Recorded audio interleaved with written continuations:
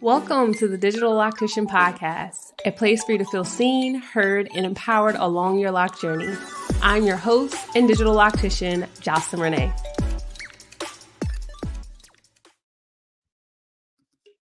Peace, family. Welcome to another episode. Please forgive my delay. Life sometimes be life in, okay?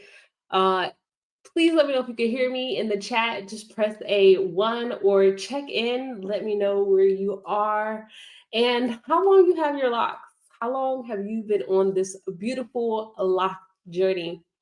The reason why I'm asking specifically is because tonight's conversation is about should I trim or cut my locks? And I want to spend some time talking about thinning and breakage, because I've been getting a lot of comments, a lot of questions about it, and seeing some interesting things on social media. All right. And so I feel like we got to talk. All right. See the ones. Y'all are good. Listen. Okay. Listen. Thinning, breakage, it is honestly one of the things that people will say everyone with locks is going to experience. You get locks, your hair is going to break off. You get locks, your hair is going to thin. It's to be expected almost that your locks should thin. Have you heard that? Have you heard that like it's normal for locks to thin? If you have heard that, press a 2. I just want to see if you've also heard the same things I've been hearing. When you get locks, or if you start locks, eventually your roots, the locks themselves, something to that effect is going to start thinning. Welcome, Holly. So glad that you're here out in Chicago. Vanessa, 4 months in with this set, 3 years with a previous set. I know that. I know that's right. I've had a couple sets myself. Aaron's here, 2 years, 5 months on this glorious journey. Truly, truly, truly. Eleanor, 3 years in. At Ansley, 6 years in. What's up, Karen? Thank you for joining. You've been on the journey for 4 years. You coming up on that lockversary, Katina. 11 months in. I love it. Jacqueline's here, 10 years strong in the game. I think we're kind of like neck and neck a little bit. All right, I see in the chat that a few of you have also heard that locks are going to cause thinning. And Siobhan says they're not supposed to necessarily thin as much as they compress or get smaller. Yes, that is true. But when it comes to the thinning of locks, have anyone experienced that, or is anyone experiencing thinning? Press a 3 in the chat if you're currently experiencing thinning, and this is a safe space, no judgments. We are all family here, okay? So no one's judging you. If you are not currently experiencing any thinning, but you are looking or striving to avoid thinning, press a 4. All right. I say this because one of the reasons why I am here, one of the reasons why I strive to show up for this podcast, where you have a group collaborative space where we can ask questions, we can comment, we can connect with each other at least, once a week, every now and then. You can connect with the community more in the Lagos Club. But I strive to show up here. I have my blog, digitalloctician.com. We have the hair care line, Crown Elements. All of the things that I feel like are connected to my passion and purpose within this industry is because when I started in this industry, I was hearing it's normal for locks to thin. That's fine. Just tie a knot in it. Just cut it. It's okay. And that didn't sit right with me. I don't believe it is okay for us to normalize signs that our body and hair are trying to tell us and communicate with us, and just make it seem like it's an okay thing. Would you agree? Would you agree that receiving signs is an opportunity to listen, not a time to let it go by the wayside? Ooh, Aaron. Okay, Aaron says I experienced thinning after having my son last year. Yeah, that postpartum is no joke. Both my kids. I had to grow through it. Okay. So when it comes to thinning and breakage, we're going to have this conversation about trimming versus cutting your locks. I am a believer that if you have a sign, if your hair is telling you, okay, we're thinning out here, it is time for you to face tough conversations. And I say that with love because I have experienced people that are going through thinning, growing through thinning with the locks that they've had for 5, 6, 7, 10, 20, 30 years. And despite what their hair is telling them, they feel connected with their hair and that they don't want to cut it. They don't want to let it go. They don't want to release it. They want to keep it, and they want to keep their hair even when it's pointing into the direction of letting it go. So I want to explore that area, and I hope that going through this conversation with me, you are coming with an open mind, open heart, and know that whatever I'm going to share with you is from a space of love. All right? Can we agree? Space of love. Throw a heart in the comments. Peace, love, okay, and good vibes. That is our motto here. All right. So so listen. A couple things I want to touch on. First and foremost, alopecia. All right. Who knows what alopecia is? If you are not familiar with alopecia, it is another way of saying hair loss. And there is different versions of alopecia, some of which are hormonal, have no control of it. Some of them are a direct result of trauma, which you've been doing to your hair. Some of which have relations to stress, things that can be reversed. All right. The best place for you to go to get advice. Well, let me ask you before I go telling you the things. If you feel like your hair's thinning, where should you go? What is your first course of action? And be honest. Remember, it's a safe space. If you feel like your hair's thinning, where's the first place you're going to go for solution? Googling it something, you asking your girlfriend or your stylist, loctician. Are you making an appointment with your doctor? Are you going to a nutritionist, herbalist? What is your first step or go-to action if you feel like your hair is thinning? Start there.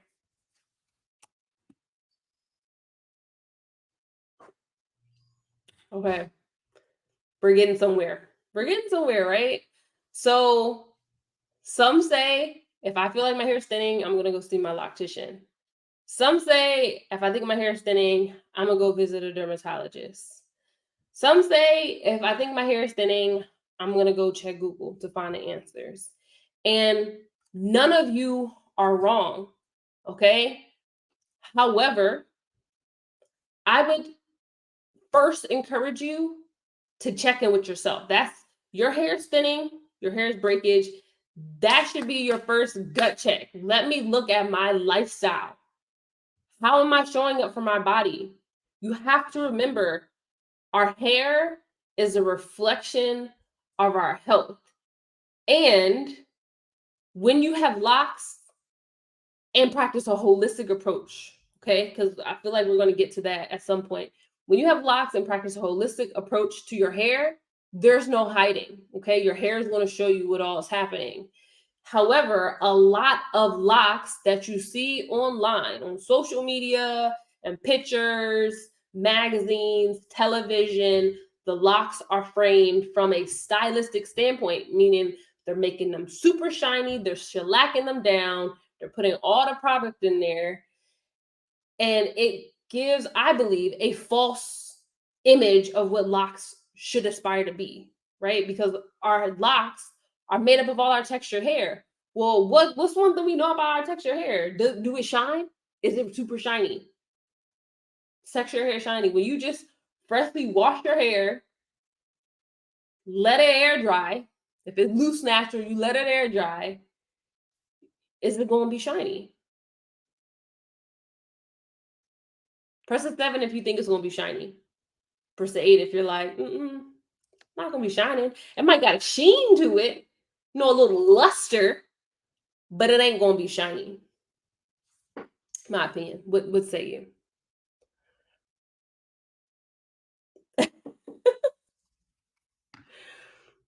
So if you're Dolores is saying mine's not thinning, but I would go to a dermatologist. Yeah. So first instinct, your hair's thinning, check yourself.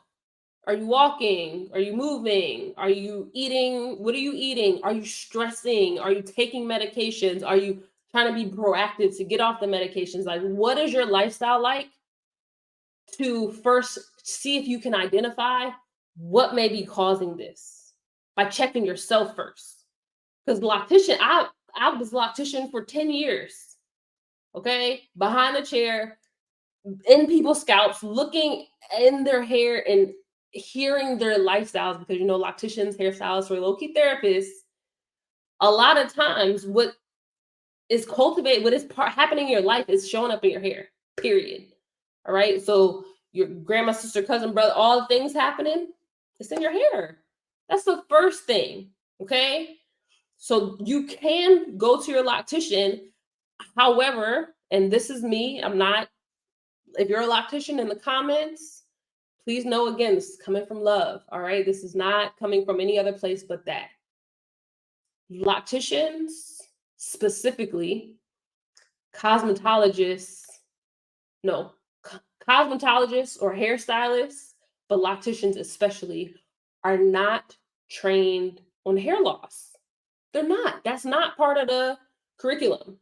You may be able to see different scalp disorders. You're not allowed to diagnose it, nor do you get direct training on how to solve it and fix it. And so, speaking from the place of salon stylists that I've trained and been in community with, more often than not, if you're coming to your loctician with a problem, they're not going to fix it. They're going to place blame, or they're not going to take responsibility. They have no guidance for you. Unless you have a loctician who has invested in continuing education that can tell you next steps. Am I wrong? So I say all that to say, going to your loctician may help checking yourself, and then if you cannot determine a problem, seeing your doctor or dermatologist or trichologist, somebody who is specifically trained in hair loss. That's the path. Okay, you go on Google, they're gonna sell you some oil. Okay, they're gonna sell you something to, magic in a bottle, all the while not addressing the root cause of the issue. So while yes, it might do a little something, but are you going to end up back in the same space? Okay, so that's the first thing I would say. Check yourself. Go to a medical professional that is trained in thinning and hair loss. Now, when you talk about the locks thinning at the root, especially the snake oil. Okay, I'm gonna hop off that one. Talk about the locks thinning, especially at the root. I touched on this a little bit. We have been, and I apologize, y'all, if this is your first time joining me. This might not be the best version of our podcast, okay? Because typically we're talking about all the good stuff that comes with the journey. Tonight we got to talk about something that's a little bit real, and hopefully not in your future, but if you're experiencing it, I feel like it was important to talk about it. All right, it's thinning and breakage. We've been taught that locks are supposed to look shiny. They're supposed to be snatched. The locks are supposed to be crispy. What other words have you heard that's supposed to describe locks? snatched, laid, crispy, gelled, tight hold. We've been told all these things or sold all these things about locks that are opposite to the way our hair locks naturally grow, right? Because naturally they're not going to be super shiny. Naturally, the roots are going to be puffy. With the locks growing, they're going to be frizzy. Okay, like those are the natural characteristics of our locks. But because industry would like to sell you things, they show you an image, they paint a picture, and then make you try to feel like you got to live up to this. And if you're not living up to it, you've done it wrong. Okay. Yeah. Aaron said they neat. They supposed to be neat, right? What ends up happening, or what I've seen over my years behind the chair as a natural hairstylist, as a loctician, right? The products that they put in the locks to get you like slayed to the gods, to get it neat, to get it tight hold, to get it sleek, okay, to get it any way other than how it's naturally coming out of your head. The impact of that with locks, I'm a pop quiz. If I put beeswax in my hair, or any product that is heavy, if I put it in my hair today, will I see buildup today? Or will I see it later? Okay, press a 1 if I'm gonna see it today, immediately build up. I'll press a 2 if I'm gonna see it later. How does product show up with locks? Does it show up immediately or does it show up later? Again, safe space. Okay, press a 1 if it's going to show up immediately. Press a 2 if it's going to show up later. What do you think?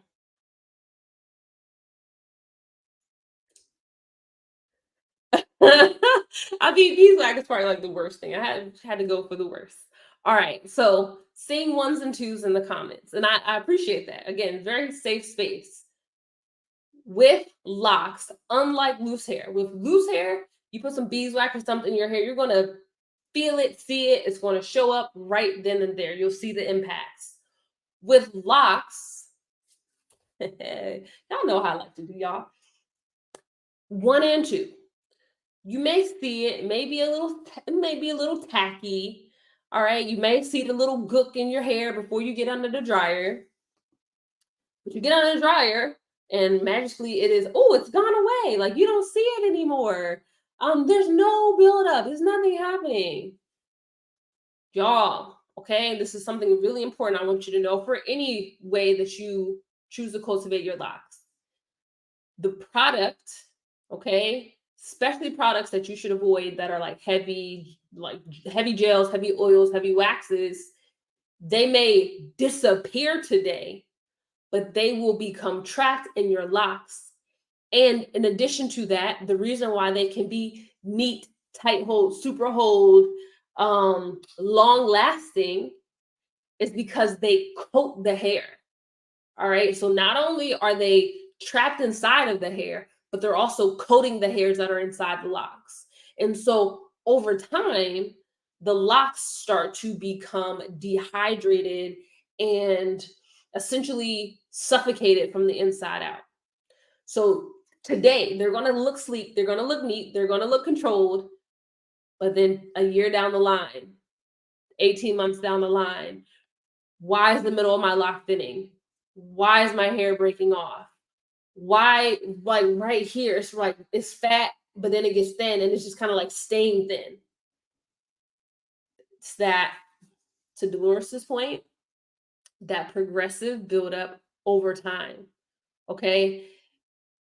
Which I wish there was a study, but I feel like what I've noticed is that they will show you the products on the people and they will show you the initial picture looking great. 6 months later, that same person is cutting their locks out because they're feeling heavy. They no longer want locks. They're getting stiff. They're getting sticky. And it's like, instead of coming face to face with what the issue was, I'm just going to cut it off and start over. which it's a thing, right? You can choose to trim it, you can choose to cut it. But understanding what got you there is going to help prevent that from happening. Okay. So product buildup can absolutely cause the locks to thin. Can the weight of the locks cause thinning in and of itself? That will happen. So the short answer to that is yes. The weight of your locks over time can cause thinning in and of themselves if you yourself are nutritionally deficient, meaning you don't have enough nutrients in your diet and it's showing up in your hair by making your hair weaker and brittle at the root, because locks are cultivated. The system of locks is all a matter of balance, a harmony between that part to lock ratio. So if the hairs at your root are not strong enough to support the weight of the locks that have grown out, yes, they will start to thin. So if in 2020, I was healthy, I was home, I was thriving, or maybe, hey, I was home, I was stressed, I was not eating right, and it's thin. But now I'm choosing a better diet, using better products. My roots are going to be stronger. I'm being able to support my lock. Your locks are going to tell a story. In 2020, I was not. I was thriving. I was home. I was chilling. I was, I felt like I was my best self. But then I had to go back to the office. I had a baby. I lost my job. I lost family members. And I still have not figured out how to balance my diet. I'm eating out all the time. Well, while we had this thrive down here, this strength down here, all this happy, healthy hair, the hair at the root here, because I'm so stressed, is now weaker, it's thinner. And this root can't support the lock of this weight down here. So then it gets thinner and thinner and thinner. And you end up with traction alopecia at the roots, in addition to your brittle hair not being able to support your locks. Does that make sense?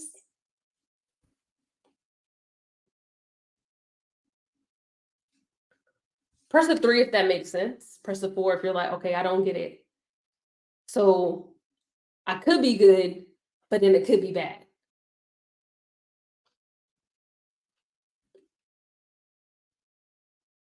Okay, it makes sense. All right. So along that same line, and I feel like Siobhan, you brought up a good point. When you go through or grow through hormonal changes with your locks, you're good. You're using all the right products. You're taking all the walks. You're doing all the things. And then life comes at you fast, right? And things start not being as abundant at the roots. Maybe your texture changes because silver hair is not as strong as your naturally colored hair, your natural melanated hair. It's not as strong. Maybe you decided to color your roots, and that made it not as strong. Things like that, life changes. The beautiful thing about locks is that they're so versatile. I feel like I feel like I was fortunate enough to show you or be an example of, okay, I've grown locks to my waist. I could trim it, still have my locks. They're still beautiful. They're still healthy. And it just gives it takes you, it felt like for me, it took me back to that stage, but with more knowledge, with more wisdom, and with different energy. Similar thing, being so connected to the length of your locks when your life and your hair is dictating, okay, we got to let some things go. It's okay. Life changes, aside from things like medication or like diagnosed alopecia, trim your locks. Trim them. Trim them into a shape, trim them into a style, maybe an asymmetrical style. You don't have to completely comb them out, but remember, your locks are all about a balance between your part to lock ratio. So if the hair at the root cannot support the length of your locks, you got a little room to play around. But If you're dealing with thinning because of excessive styling, poor product usage, not caring for your hair for a while, not washing your hair and dealing with the scalp condition, things of that nature, instead of trimming it, you are more leaning towards cutting it, potentially starting over, or embracing that, the little curly afro, that TWA. And I know it's something that a lot of people don't want to hear, but it is reality, so that you do not stress out your hair follicles, because what the next stage of that, or what gets past that, is your follicles become so stressed that they scar, that they stop growing hair completely. So when you had an opportunity to release the length for shorter locks, or just release the length to start over, because if it's a part to lot ratio issue, you can't solve it with the existing locks. You need to repart your hair.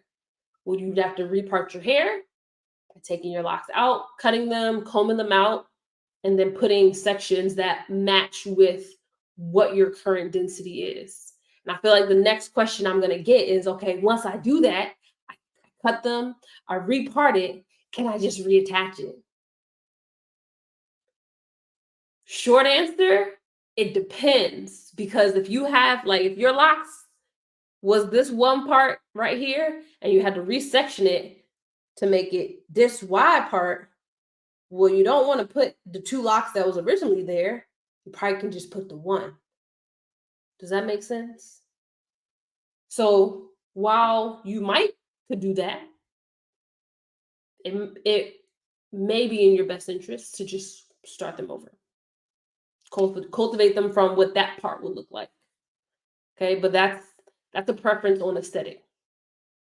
Okay, so should you cut it? Should you trim it? If you find yourself in a situation where life is lifing, or hormones, or color changes, where stress is impacting your locks, trim them. Okay, you trim your locks. If you find that you are acknowledging that you have not been using the best products, that you've been styling your hair all the time, pulling it up every single time, twisting it every single time, not washing your hair regularly every 2 weeks, no more than going beyond one month, you would want to cut it. Okay, to maybe start over, or maybe get yourself right, so that you can cultivate the set that you're desiring. Okay. Oh, hi, Lisa. I'm so glad you're here. That's awesome. Yeah. So does that help? Did that help? Did that offer some clarity around trimming versus cutting, thinning naturally versus thinning as a cause? Let me know if that helped. And if you have any questions, I would definitely be open to doing a little Q&A before we hop on. That is mainly what I wanted to share.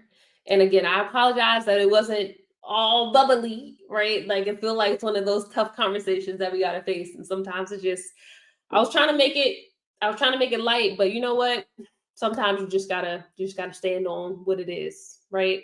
So again, all said with love. Okay. Aaron says, what about lock repair? I hear a lot about that. So lock repair, there are a lot of different methods for repairing your locks these days. One thing that I will say is things like string, or weaving glue, or thread. What else has been used? None of those things should be used in a lock repair. Okay. When, or if you have to repair your locks, the most common types of techniques include crocheting, interlocking, if done properly, right? Because interlocking is a technique that strengthens the locks. You can do interlacing, and what else? Or putting a lock extension. However, you want to be mindful if you do any type of extension that they are using human hair, because a lot of what we're seeing now is that there are extensions created, but they're made with synthetic hair. And synthetic hair is like plastic. So when it gets wet, it becomes very heavy. And then that will put that part to lock ratio out of balance, which will put you back in the same boat. Okay. Yay. So interlacing is essentially, you ever seen a lock where, use my pen here, you have it's strong here, but like where this white part is right here, it's like really, really thin. Interlacing will put those two sections together, using human hair internally threaded. I feel like that's probably the easiest way I could explain it. If so, you don't want to use any thread in your hair. I would encourage you, if you have thread used in your hair, see if you can have a friend or a different loctician remove the thread and repair it with one of the more natural techniques that's not going to impact the part to lock ratio down the line. Okay. I'm so grateful that this was helpful, and it offered a better understanding of, thinning, breakage, trimming, cutting. If you have any other questions, um, definitely put those in the chat. All right. Your example is exactly where I am now. 2 strong parts and a thin part in the middle. Yeah. So with that example, like you have 2 strong ends and a thin right here. I am not a fan of tying a knot in it. Although that can delay the inevitable and like keep it on there. Typically, if it is like, let's say it's like right here, we'd want to do some interlacing. But if it's down here, that's often a sign of the elder stage of locks, known as atrophy. And so instead of trying to knot it, you just release it. Think of the elder stage or atrophy like split ends with loose natural hair. When you have split ends with your loose natural hair and you go to the salon, what's the first thing your stylist is going to do? What's the first thing they're going to do? I'm sure you know, because I'm sure at some point in your life you have gone to a stylist, your ends was trash, and something happened.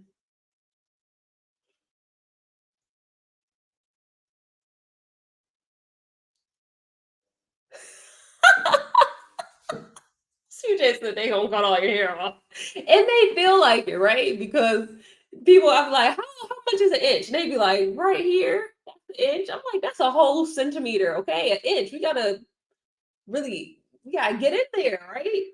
And it's real, because with loose natural hair, when you have split ends, if you don't cut the split ends a little bit above the split ends or the essentially breakage will start to travel up the lock. Travel up the hair to the root. And so that's why, like, we have relaxers, right? And they're like, oh, we got to cut off the split ends. Or you had someone who had a relaxer, but their hair could never grow past their ears. And it was always real stringy like. Those are results of not treating the split ends early enough, so then it went to the roots, and so then it made it real thin, like, and frail. So with locks, they experience atrophy or like split ends, and so it is best to just release it and let it go. versus trying to tie it and hold on to it. All right, because it's the hair that's like needs to go.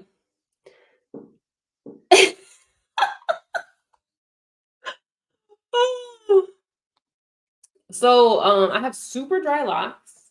I use the handheld steamer. I wash and condition my hair. What else can I do?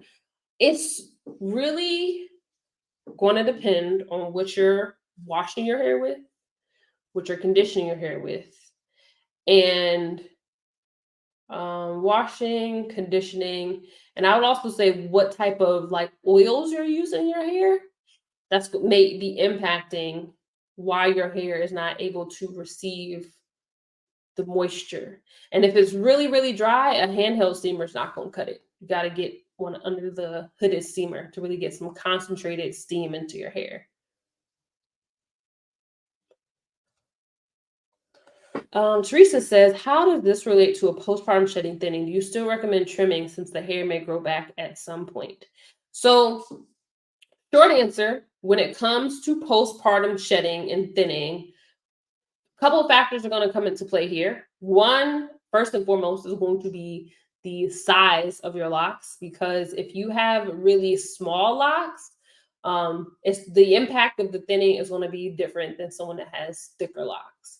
The other factor that you're going to have to take into consideration with your postpartum thinning is absolutely the stage that your locks are in. So if you just started your locks and you also just had a baby or just went into your postpartum period, I suggest, and you're experiencing the thinning, I suggest cutting, like taking your locks out, because your locks are going to be, your new locks are going to be significantly impacted by that shedding, meaning the newly formed locks are going to be receiving a lot more hair shed in them than they normally would.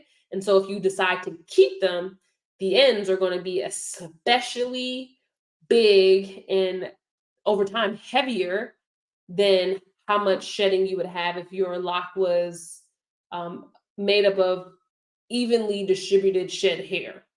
Okay, so that's one thing. If you had your locks for a long time, already a couple years, and you're going through this postpartum shedding, just trimming it, if you know the shedding is mild, just trimming it should be enough. But I have seen, and I've also heard of people that experience nearly alopecia totalis, where the majority of their hair sheds triggered by postpartum. And so in those situations, it'd be really difficult to save all of your locks or try to combine them or trim them. It would be better to cut them and start over. So it's really going to depend on how the postpartum shedding is showing up for you. And those are the two factors that I shared.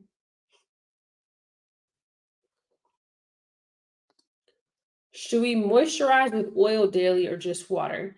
So oil's not moisturizer. Y'all know that. Oil's not moisturizer. And if you're moisturizing, you want to use something water-based, you don't want to do it every day. Do not moisturize your hair every day. Why is it the ends of the hair seals back? Why is it the ends of the hair seal back after a cut or a trim? Why is it that it happens? Because the hair is trying to lock. Like that's the system, the matrix that's happening with your hair. Even my hair, like my ends, like every time I wash my hair, some of my locks, I feel like they get more open.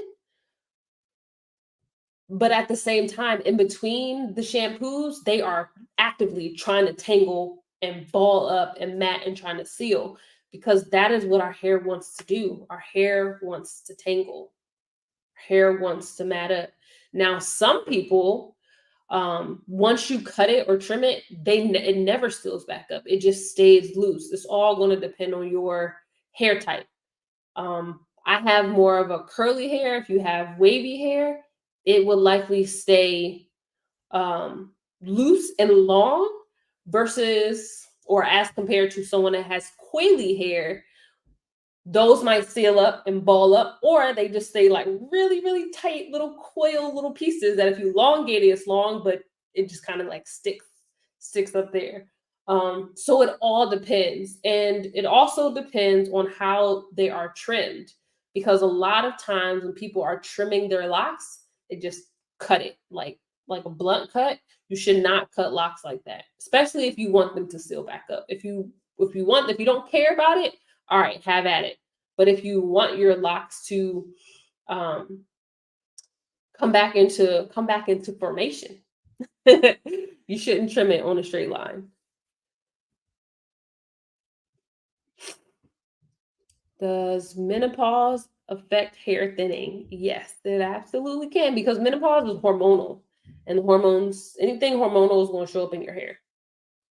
100%. If your hair stays dry, try using filtered water. Hard water can cause hair to be dry because of mineral buildup on your hair. Absolutely, Stephanie. That's a good one. That's why when she said her hair was super dry, I said it matters what you shampoo with, because if you're just only using a clarifying shampoo, you have hard water, it's not enough. You need that chelating shampoo, which the Just Clean shampoo that we created at Crown Elements is clarifying and chelating. So it's going to get rid of those mineral deposits so you don't have the dryness. All great questions. And please let me know if you learned something or enjoyed this conversation by just hitting that like button on the video. Truly appreciate you joining me tonight. Definitely make sure you save this or share it with a friend or someone who has locks, because they may need to know more about how to assess whether they need to cut or trim their hair, or whether their hair is thinning from reasons that can be, or causes that can be corrected, or causes that are effects of lifestyle. So definitely make sure you share. Of course, this episode of the Digital Loctician Podcast is sponsored by Crown Elements, which is a hair care line for locks. You can head over to crownelements.com and enter the code DLP, as in Digital Loctician Podcast, at checkout, and you just get a little gift, little treat from me to you. I'll drop that down below. And the links are in the description, of course. Make sure you are subscribed to the channel. All right, new video coming tomorrow. We are doing a series for the month of September. I know we're like halfway done, but don't matter. We got a couple more weeks. We're doing a series for September. I'm doing a series for September about dry hair. And so every week we're going to be talking about reasons why locks may be dry. All right, so definitely come back and check that video out tomorrow. And as always, I'm wishing you peace, love, and good vibes. I'll see you here tomorrow for the new video, but also Thursday for our live podcast. Peace.